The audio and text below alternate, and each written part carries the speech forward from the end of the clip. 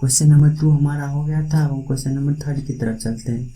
Question number 3 क्या बोल रहा है, अभाज्य गुणनखंड विधि द्वारा निम्नलिखित पूर्णांकों के HCF तथा LCM ज्ञात कीजिए।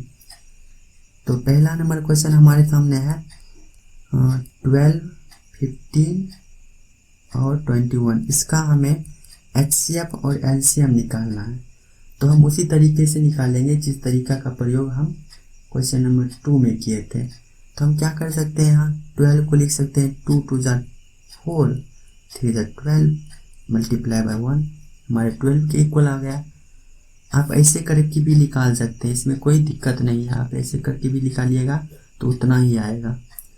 6 बार में जाएगा, फिर आप 3 बार में लगाइएगा, फिर आप 3 बार में 1, देख लीजिए यही सब यहाँ भी आया है।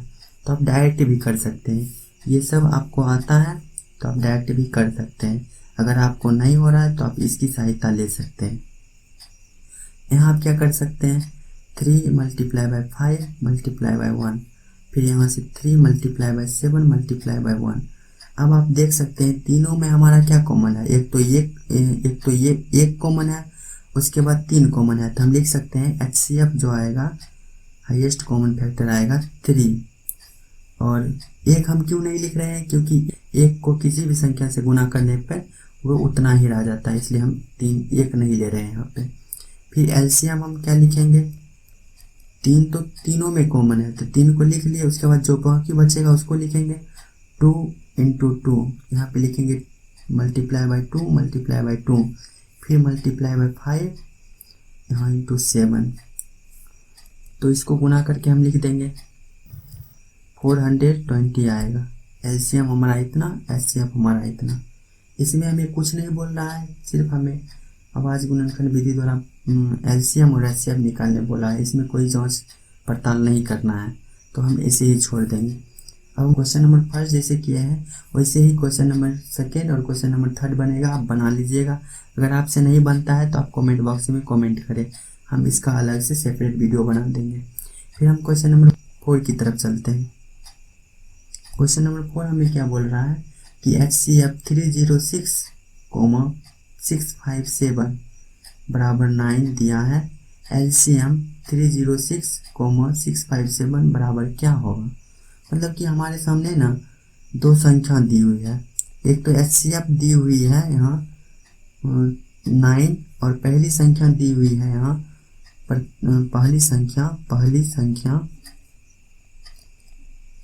पहली संख्या में कहाँ से पता चल रहा है, हमारे HCF में जो यहाँ लिखा हुआ है 306 और 657, इसी से हमें पता चल रहा है पहली संख्या जो है 306 है और दूसरी संख्या जो है हमारे सामने है, दूसरी संख्या वो हमारे सामने है 657। तो हम अभी कुछ सेकेंड्स पहले पढ़े थे पिछले वीडियो में कि पहली संख्या गुना दूसरी संख्या बराबर होता है HCF गुना LCM, और हमें यहाँ LCM ही निकालने बोल रहा है। तो हम उस सूत्र का प्रयोग करके ये आसानी से निकाल सकते हैं। तो हम करेंगे क्या, हम लिखेंगे पहली संख्या गुना दूसरी संख्या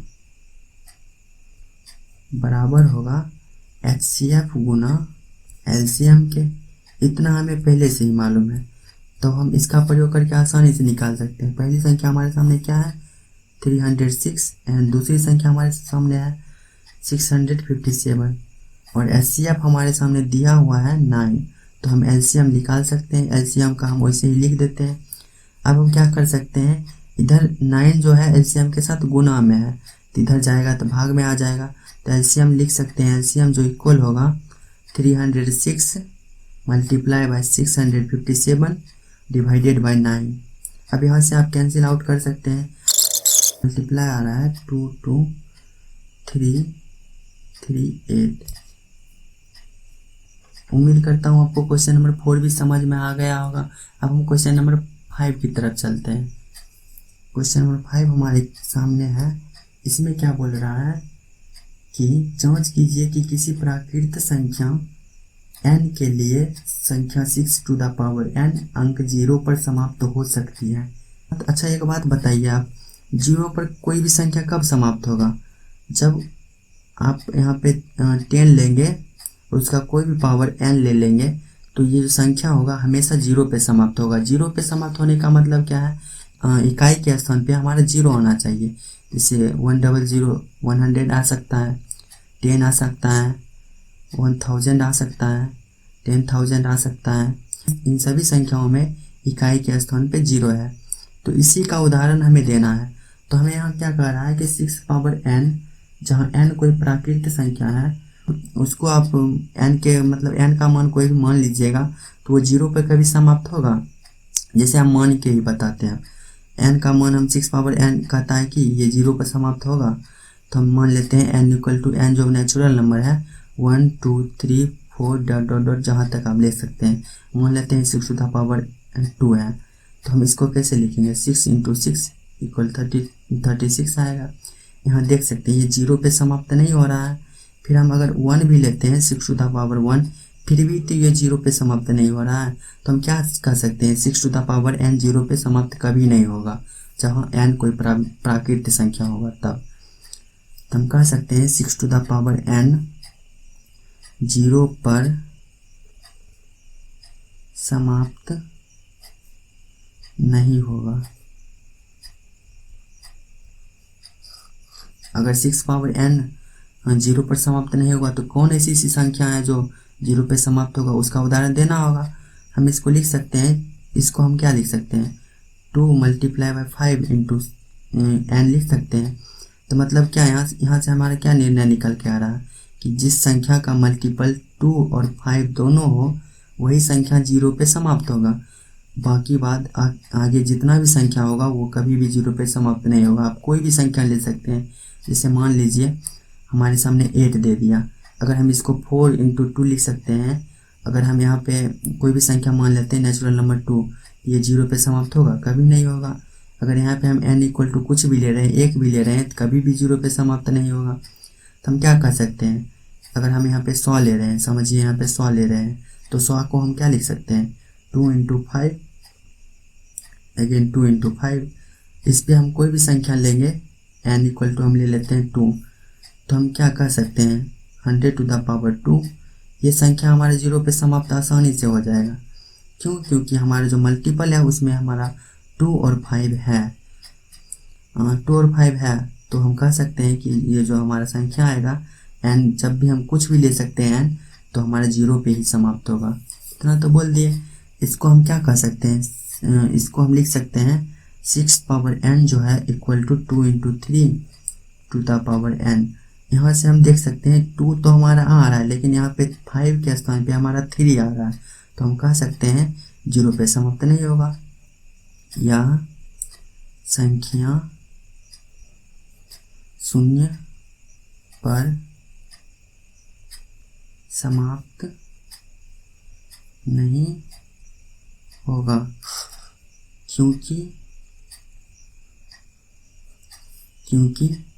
0 पर समाप्त होने के लिए उस संख्या का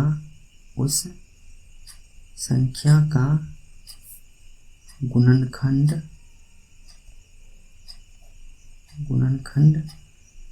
2 और 5 होना चाहिए, जहाँ n कोई भी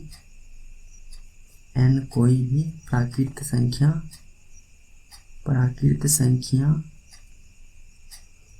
हो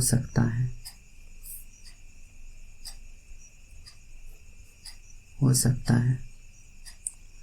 यहाँ पे गुणनखंड होगा, गुणनखंड हो सकता है।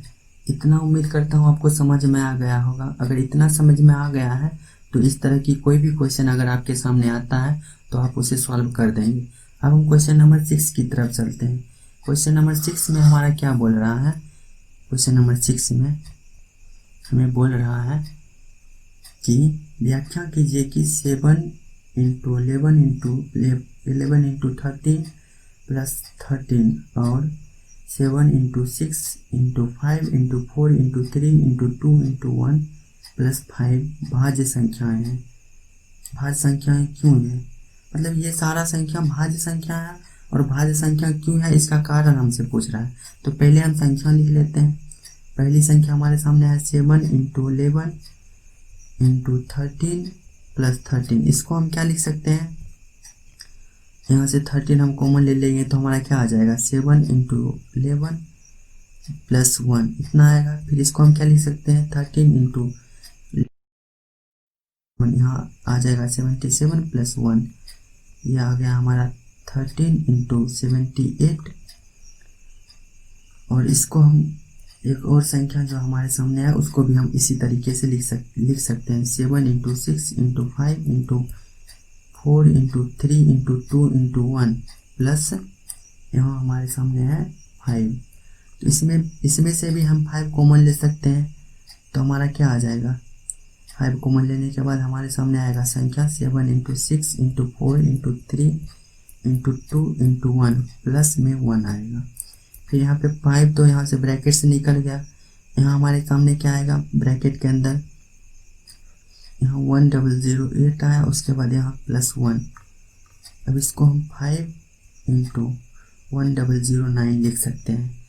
अब आप एक बात सोचिए, भाज्य संख्या हमारे कौन सी संख्या भाज्य संख्या होती थी, भाज्य संख्या वैसी संख्या होती थी, भाज्य संख्या, और भाज्य संख्या हमारा वैसी संख्या होता था जिस संख्या का गुणनखंड 2 से अधिक आता था।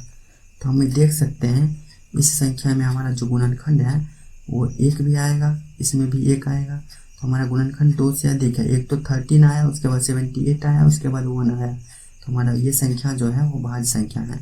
उसके बाद यहाँ भी हम देख सकते हैं 5, 1009 और 1, ये तीनों अलग अलग संख्याएं हैं। इसका मतलब कि ये दोनों जो संख्या है वो भाज्य संख्या है। तो हम कह सकते हैं, अगर आपको भाज्य संख्या अभी भी नहीं समझ में आ रहा है तो हम फिर से समझाते हैं, देख लीजिए।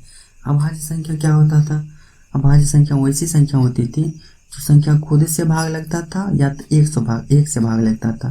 तो हम कह सकते हैं 13 अभाज्य संख्या था, प्राइम नंबर था अभाज्य संख्या, 17 भी अभाज्य संख्या था।